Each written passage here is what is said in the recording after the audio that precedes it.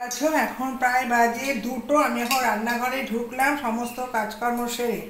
তার মধ্যে তো তোমরা জানো আমাকে বাইরে কাজে বেরোতে হয়। এই বাইরে তাড়াতাড়ি যত তাড়াতাড়ি পারি কাজকর্ম সেরে আসলাম। এবার রাস্তায় দৌড়তে দৌড়তে আসতে হয়েছে, কেন জোরে জোরে বাজ পড়ছে। যখনই আমি বাইরে কাজে বেরোই সেদিনই বৃষ্টি। তা প্রথমে বললাম, মা আজকে কিন্তু 12টার পর বেরোলে হবে না। ও এখানে আমার কালকে রাতে দুধ এনেছিলাম, দুধটা ছানা কেটে গেছে। পয়সা দিয়ে ফেলতে কষ্ট লাগে, তা ছানাটাকে আমি ভিনিগার দিয়ে ছানাটাকে কাটিয়ে নিয়েছি। ছানা নিয়েছি, 1 চিমটে বেসন নিয়েছি, একটু চালের গুঁড়ো নিয়েছি, একটু বেকিং সোডা নিয়েছি, নুন নিয়েছি আর হলুদ নিয়েছি। এই দিয়ে আর এখানে এই মশলাটা বেশি না, ছানাটা ফেলতে যেহেতু কষ্ট লাগে, ছোট্ট ছোট্ট ডুমো ডুমো করে একটু বড়া করে আলু আছে টমেটো দিয়ে একটু ঝোল করে নিই। তাহলে দুপুরে আমাদের লাঞ্চ মেনু হয়ে যাবে ছানার বড়া। তা ছানাটা আমি একটুখানি ভালো করে টিপে টিপে পরিষ্কার করে নরম করে নিলাম। দেখেছো, এটাতে মিষ্টিও হয়। মিষ্টি ওটাতে আরও আলাদা আলাদা বলতে আরও মিহি করতে হবে। যত মিহি পেস্ট হবে তত ভালো হবে। পনির আলাদা, ছানা আলাদা, রসগোল্লাটাও আলাদা। রসগোল্লা ছানা এইভাবেই করা যায়, কিন্তু ওটাকে অনেক হাতের সাহায্যে এই চাটুর সাহায্যে পেস্ট করতে হবে। একদম বড় ছোট ছোট পেস্ট করলে কিছু, যেহেতু আমি বেকিং সোডা দিয়েছি, এটাকে এই যে বলের আকারে আমি তেলে ছেড়ে দিলাম। দোকানে হয় চৌকো চৌকো, আমি রসগোল্লা টাইপের মতো ছোট ছোট বড়া করিয়েছি।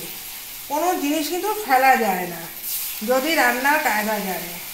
গ্যাসটা আমি একটু কমিয়ে দিচ্ছি, কেন পুড়ে যেতে পারে। বুঝলি, দোকানে যখন ছানাগুলো বিক্রি হয় হালকা আইস মতো, এখন তো দোকানেও ছানার বড়া কিনতে পাওয়া যায়, বাড়িতে এসে খালি ঝোল তৈরি করে নাও। কত আমাদের সুবিধে করে দিয়েছে বলো। এটাকে আর বেশিক্ষণ রাখা যাবে না, এটাকে আমাকে তুলে ফেলতে হবে। এরপরেই যদি ভাজি একদম দোকানের শেপের মতন করে লালচে লালচে না, এরকম চৌকো চৌকো হয়। তা আমি আর চৌকো করছি না, আমি গোল করে নিচ্ছি। দেখো, কোনো জিনিস ফেলানো যায় না। আমি গোল গোল ছানার বড়া করে নিলাম। প্রথমেই আমি কি করছি, একটু জিরে আর কসুরি মেথি ফোড়ন দিয়ে দিচ্ছি। এই কসুরি মেথি গন্ধটা বেশি ভালো লাগে। আর সঙ্গে দিচ্ছি একটু জিরে, কিন্তু কসুরি মেথির সঙ্গে জিরেটা একদম অল্প করে জিরে দিয়ে দিচ্ছি, যাতে পুড়ে না যায়। এবার আলুগুলো আমি ডুমো ডুমো করে কেটে এখানে দিয়ে দিচ্ছি। আর কসুরি মেথি ফোড়নটাই যেন একটা আলাদা সেন্ট বাড়িয়ে যায়।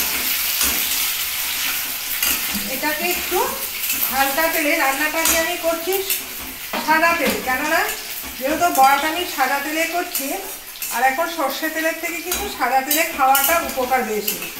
সাদা তেলে কিন্তু কোনো রং মেশানো হয় না, সর্ষে তেলে রং মেশানো হয়। এবার দিচ্ছি টমেটো কুচি। টমেটোটা একটু লাল লাল করে একসাথে, দেখো তেলটা সামান্য বেশি আছে। এবার দিচ্ছি আদা কুচি, আর দিচ্ছি 2টো কাঁচা লঙ্কা। কোনো মশলা এখনো দিইনি। এবার হালকা ফ্লেমে এগুলো ভেজে নিতে হবে।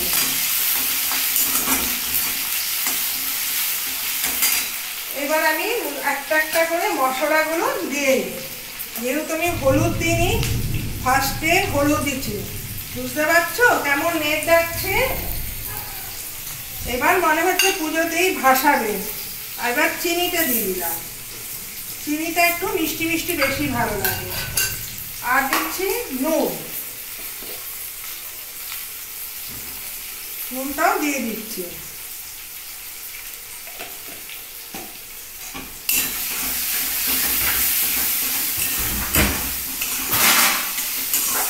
এবার একটু জিরে গুঁড়োটা এখন দিইনি, কেননা টমেটোটা একটু নরম হোক।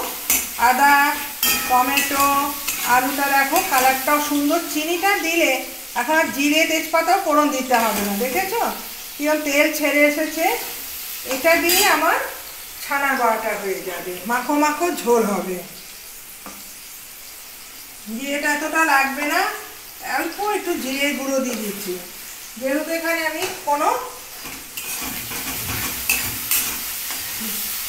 আর যেহেতু এই বড়াগুলো আমি এর মধ্যে ঢেলে দিলাম। দেখো এরপরে এই তরকারি দিয়ে কি আর কিছু লাগবে? তরকারিটা দেখো কষানোটাও হয়ে গেল। দেখো তোমাদের সঙ্গে এখানে কড়াইতেও আমি এই দেখো দেখেছো ছানার বড়া দিয়ে এইভাবে রান্না করলে না কসুরি মেথিটা সুন্দর ভেসে উঠেছে, হয়ে গেল। বেশি ঘাটাঘাটি করা যাবে না, বেশি ঘাটাঘাটি করলে কি হবে জিনিসটা গলে যাবে আর টেস্ট হবে না। আর তেলটা অটোমেটিক বেড়ে আছে, একটু রয়েছে, আমি এরপরে রেখে দেবো। আর এখানে আমার ডালটাও ফুটে এসেছে, এটা হচ্ছে ছোলার ডাল। সকালবেলায় আমি ছোলার ডাল করে রেখেছিলাম, রুটি দিয়েও খেয়েছি। আর ছোলার ডাল দিয়ে রুটি পরোটা খেতে খুব ভালো লাগে, এই জন্য আর কিছু রান্না করিনি। বাইরে বেরোতে গেলে না আমি শর্টে রান্না সারি। কালকে যেহেতু রাত্রিবেলা বাজার করেছি, কুমড়োটা একটু নরম হয়ে গেছে, তা ভাবলাম হাতে একটু কুমড়ো সিদ্ধ দিয়ে নিই।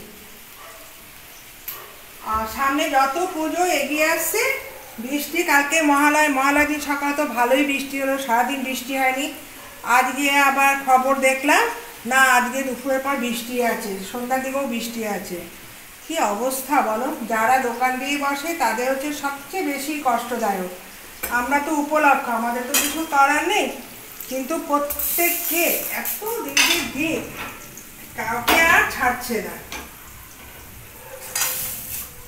এই তেল দিয়ে না রান্নাটা অর্ধেকটা টেস্ট বেড়ে যায়।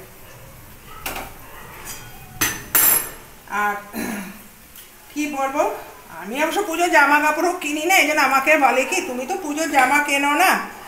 আর না, আমি ঠাকুর দেখতে বেরোই না, ওই বাড়ির কাছে পুজো হয় সেটাই। এবার ভাতটা হবে প্রেশার কুকারে, আর বৃষ্টিও নেমে গেল। ও তারপরে ভালো কথা, তারপর আবার ছাদে জামা কাপড়ও কেচে দিয়ে এসেছি। দেখো কাছাকাছি তো করতেই হবে, আর কি করব, জামা কাপড় কালকে অর্ধেক বিছনা কাঁচা হয়েছে, এখনো অর্ধেক বাকি আছে। তা ভেবেছি বাকি বিছনা চাদর কাঁচা হয়নি, ঘরে ঝুল ফুল ঝেড়ে তারপরেই কাছাকাছিটা করব। মানে ঘরে ঝুল ঝাড়তে গেলে বিছনায় পড়বে, তারপরে ফার্নিচারগুলো তো একটু পরিষ্কার করতে হবে, এবার রান্নার কৌটো ফোটো ধুতে হবে, কাজের আর শেষ না। বৃষ্টির মধ্যে যদি সব কাছাকাছি করে কোথায় শুকাতে রাখবো, শুকানো তো আর জায়গা নেই। তোমরা সঙ্গে থেকো।